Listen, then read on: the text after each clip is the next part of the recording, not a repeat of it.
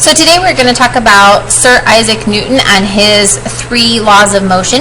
He published his 3 rules in 1687, and they're used to describe how force and motion are related.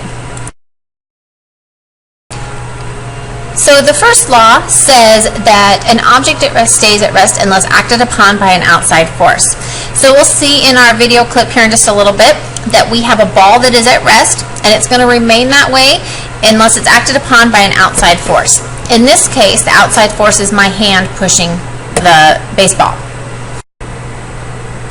So here is our baseball. It is at rest, and like Newton said, it will remain that way unless acted upon by an outside force, in this case, my hand. Our outside force can also be another baseball. So in this case, another ball is going to come, and then both of those move. Another example of Newton's first law is needing to wear your seatbelt. Here the car is driving on the left-hand picture. If you suddenly stop on your brakes, the car stops, but your body is going to want to continue forward because it hasn't been acted upon by that outside force yet, and that's where your seatbelt comes in. It is the outside force that keeps you from hitting the steering wheel or flying through the roof. So being in a car that suddenly stops or suddenly turns a corner are all examples of how your body is reacting to Newton's first law.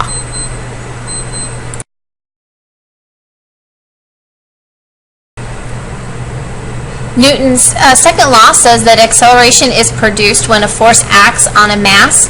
The greater the mass, the greater the amount of force needed to accelerate the object.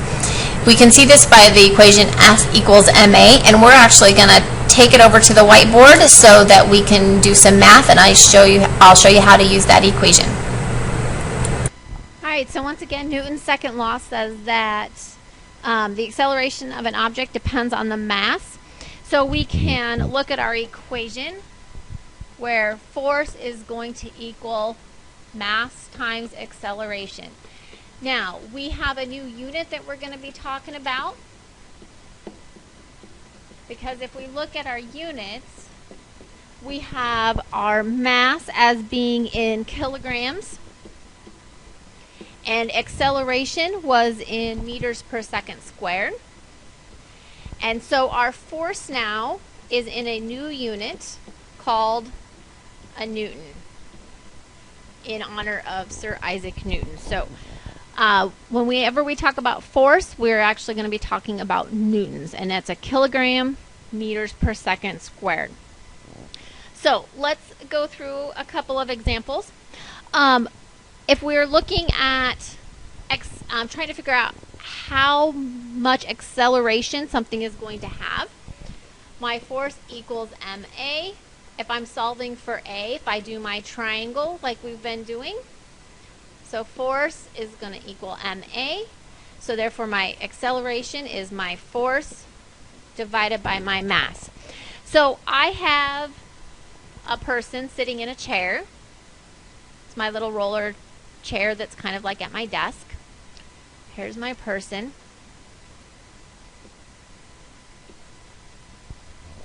And I'm going to push them to the right with a force of 35 newtons. Now, the chair and the person combined weigh a total of 70 kilograms. And I want to know, what is their acceleration going to be? So I'm going to go up, I'm going to walk up to that chair, I'm going to give them a shove, and I want to know how fast or what that acceleration is going to be for that chair. So acceleration is going to be equal to force divided by mass. My force that I'm applying to that chair is 35 newtons. The mass of that whole contraption is 70 kilograms.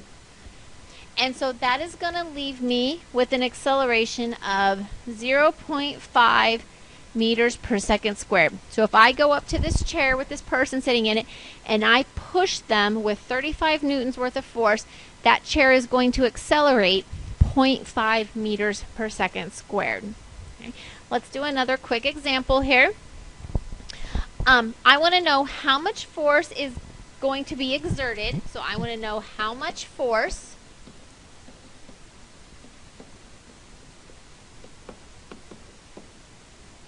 So how much force is going to be needed if I'm going to kick a soccer ball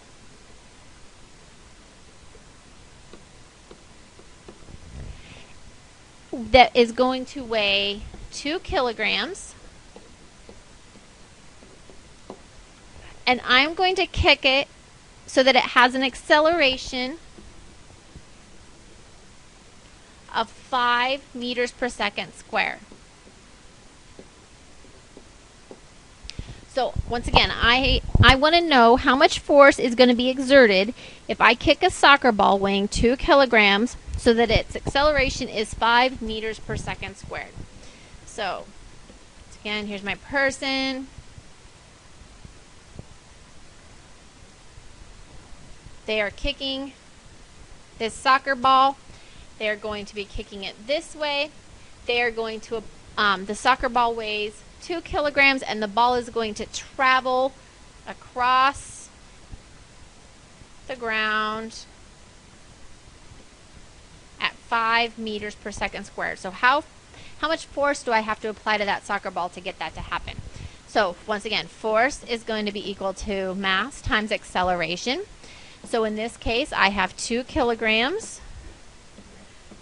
My acceleration is going to be 5 meters per second squared. So therefore, I'm going to need to apply 10 newtons worth of force to get my soccer ball to travel 5 meters per second squared. Alright, lastly, Newton's third law says that for every action there is an equal and opposite reaction. In our video that we're going to watch, we can see that Gus and Dylan are leaning on each other. Right at the very beginning, their forces are equal, but then as soon as Dylan moves, the forces become unbalanced and Gus is going to fall over. So Newton's third law, for every action there's an equal and opposite reaction. Keep that in mind as you're walking through the hallways and pushing on doors and pushing down on the floor, that there's always something pushing back. So here our forces are balanced. They're leaning against each other and neither one of them is moving. And then we're going to see Dylan move, and there goes Gus. Once again, our balanced forces, and then our forces become unbalanced. I'd like to thank you for watching today's podcast over Newton's 3 laws. Remember, the first law says that for an object at rest will stay at rest unless acted upon by an outside force. The second law is our force equals ma. And then our third law saying that for every action there's an equal and opposite reaction.